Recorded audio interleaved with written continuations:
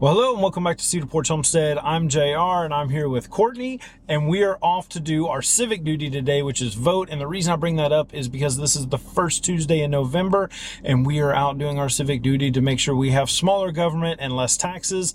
But that is besides the point. The reason why I'm bringing this up the first part of November is because a lot of people in the South don't take this opportunity to winterize their coops. Even here in the South, it does get a little cool, and there's some tips and tricks that we're going to go through today to show you how we get our coop and our chickens ready for colder weather, and we'll get into that right now. Okay, here in the South, super cold temperatures is not something that we typically have to deal with. So when, like right now, it's the 1st of November and it is a breezy 75 degrees, it feels pretty good outside, but we're still gonna get these chickens ready for their winter because our temperatures here in the South fluctuate, and sometimes we have all 4 seasons in the same day. So the first thing we need to worry about is their hygiene. So because these hens are gonna be spending more hours at night in their coop because we have shorter days and longer nights, first thing we need to make sure is that our coop is nice and cleaned out for that deep bedding. That's why with our deep litter method, we change out our bedding twice a year. And right now, being that it is daylight savings time on the 1st of November, we're gonna switch out their bedding. And if you really wanna make a chicken mad, you close their coop off to them for the whole day. And we do that with our little key fob, close the door on them so that we don't have to worry about them jumping out the backside.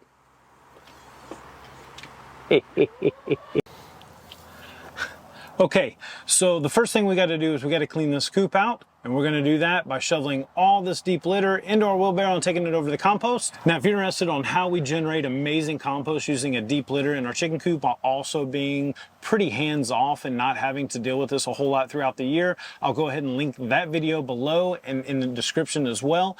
And if you haven't had a chance, go ahead and hit that subscribe button, give us a thumbs up, and hit that notification bell so you're notified when we come out with our new videos. And let's get to putting this in the compost bin.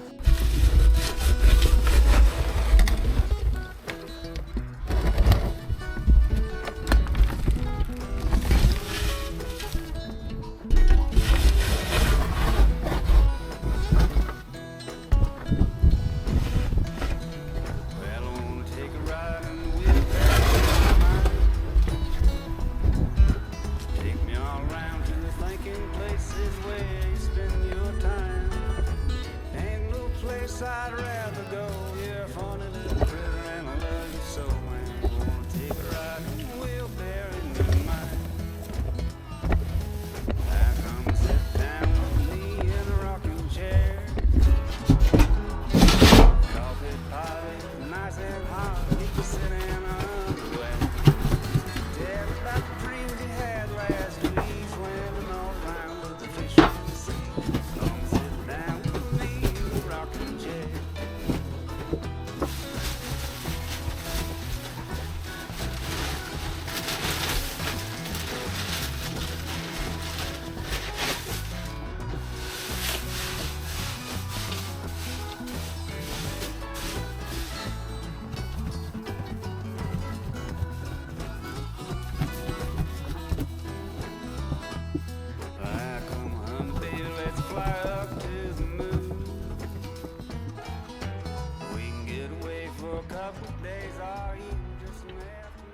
So the second most important thing is to make sure that your chickens have a place where they can get out of the rain or out of any moisture, just like pretty much anywhere else in North America. When you enter the winter season, that is mostly where it gets really wet and it stays saturated. So if you keep your chickens in a coop and a run, you got to make sure that their run and their bedding and everything that they're going to be scratching around in stays as dry as possible, because those wet conditions are where parasite loads and disease just proliferate. So the best way I have found is to go ahead and keep deep litter also in your run, and that keeps the environment extremely dry and it absorbs all those nitrogen deposits that the chickens are leaving behind, but it's also very important to keep that run covered. Now, if you free range your chickens, just have a place to where they can always get out of the rain, because the saying, madder than a wet hen, exists for a reason. And they probably aren't too happy if they're carrying around a parasite load or disease. So to keep your birds healthy and happy, keep them in a covered coop or keep them in a place to where they can get out of the rain on a dry bedding so that they don't stay wet. So the two things we've addressed so far is we've made sure that their bedding is cleaned out so that they have a clean, healthy environment. The second is to make sure that they have a place where they can get out of the rain and that a bedding or an area that they're going to be spending most of their time does not stay wet. Now, the third important thing to do is ventilation is super important during the summertime and the hotter months for your chicken coop. Now, it's also important during the winter as well, but a stiff north breeze that we end up getting here will actually hurt your chickens at night. So what we do to make sure that our chickens are safe from those cold, wet winds that blow here during the winter in the south is we make sure that we put a plexiglass cover over this ventilation hatch on where they roost, and we do that using a plexiglass and a little thumbtack. And what that does is it keeps the wind from blowing directly on those birds as they're on their roost at night. Now we have another ventilation on the inside of the coop, and I'll show that to you right now.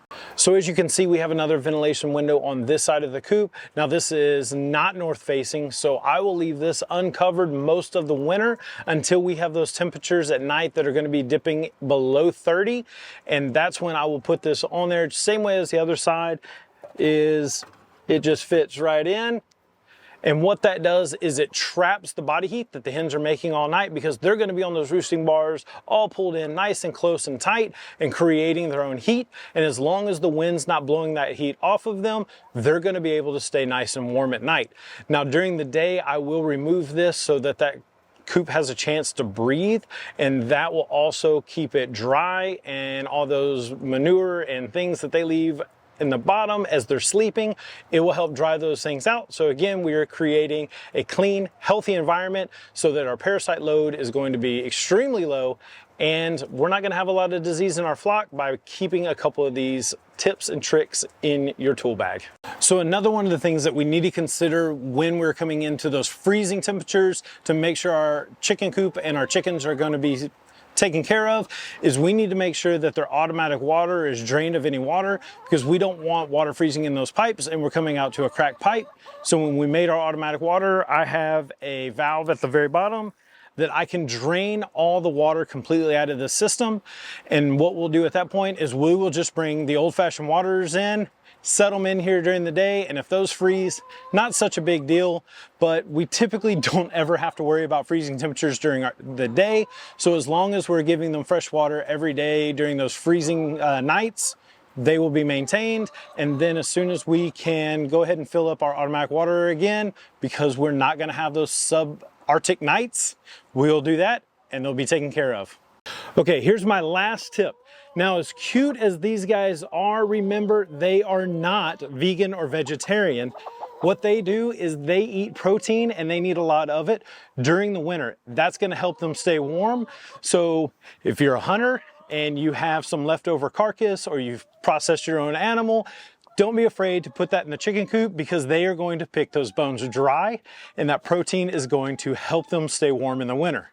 Other than that, you can give them high protein foods off your table, and any of the meats or anything like that that you don't eat, feed them to your chickens, and that's going to help maintain that body temperature during the winter. All right, last but not least, one of the most important things that will absolutely ruin your day is if your chicken coop burns down. Now, why would it burn down? Well, this has actually happened here recently, and being a professional firefighter, a buddy of mine made this just the other day, and here's that video.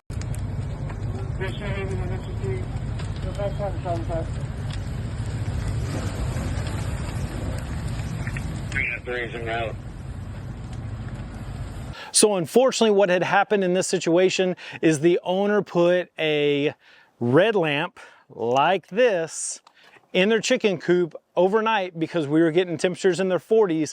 They didn't understand that the chickens didn't necessarily need that heat lamp overnight because they would have been just fine. However, they knocked over that heat lamp.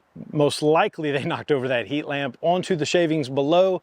It caught fire. Not only did it burn the entire chicken coop, killing all their chickens, it also burned down their shed, the neighbor's shed, and almost burned down the neighbor's house, which was super unfortunate. Now, the way to not do that is to take these steps that I've already showed you, especially here in the South. Now, if you're up north and that's one of the necessary evils that you're gonna have to do to keep your chicks alive or your chickens alive, then by all means be extremely careful and secure that lamp in place. They also now have heater plates that you can mount to the side of your chicken coop that will keep that ambient temperature at a manageable amount if you're in the north. Now, if you're in the south, we've had days 2 years ago that were down in the 5, 6, 7 degree temperatures Fahrenheit, and we just implemented the methods that we know work. We never put a heat lamp on our chickens and they did fine. Chickens are well better suited for cold temperatures than extreme heat.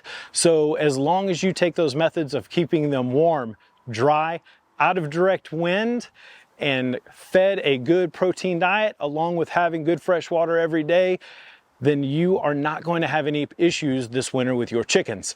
Now, if you like our content, make sure you subscribe, give us a thumbs up if you got something out of this video, hit that notification bell so you're notified when we come out with new videos, and we will definitely see you on our next video. Thank you so much.